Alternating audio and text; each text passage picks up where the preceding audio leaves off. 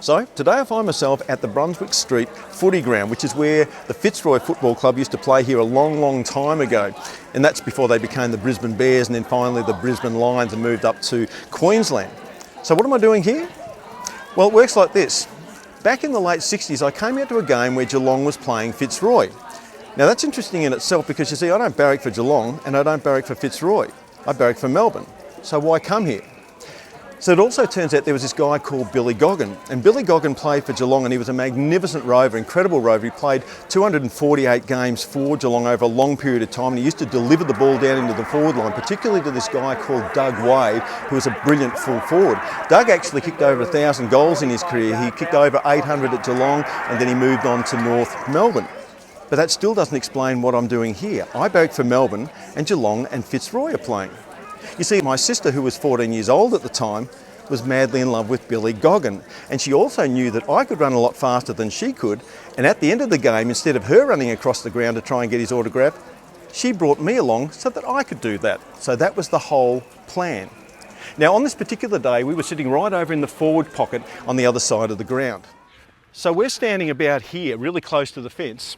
And at 3/4 time, the whole Geelong Football Club come across. They're only about 10 metres away right in front of us. And they put the tarp out and they all sit down there for their 3/4 rest and have an orange. They used to have oranges back in those days.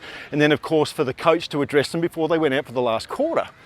And I'm looking and I'm going, they're not very far away, are they? So I did this. I jumped the fence and then I just walked out there and I sat down right next to Doug Wade.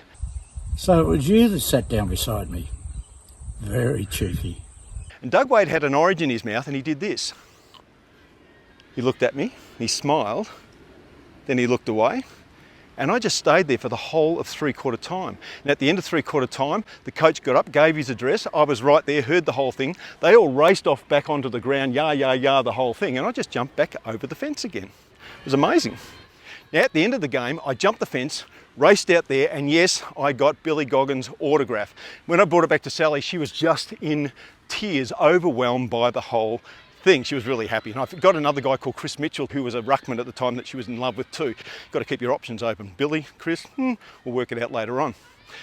Funny thing was, a couple of months ago, I said to Sally, who doesn't know I'm doing this story, have you still got that autograph? And she said, no, I lost it years ago.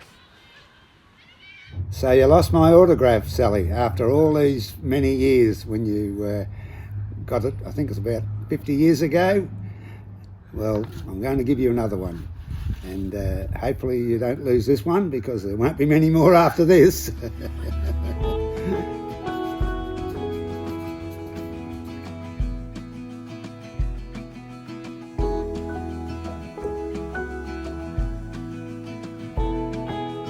Final series in the final quarter. That seems to have worked out. Farmer to Goggin. Goggin was going to give it to Alistair Lord, then decided to pass it upfield. That must be Sharrock. Sharrock gives it back to Goggin. Here's some beautiful football. A lovely hand pass across to Yates. Yates shot passes into the goal square. Willer will play on. A goal to the catch. And the best piece of footy of the day. Best wishes to you and thank you for being such a good supporter for us.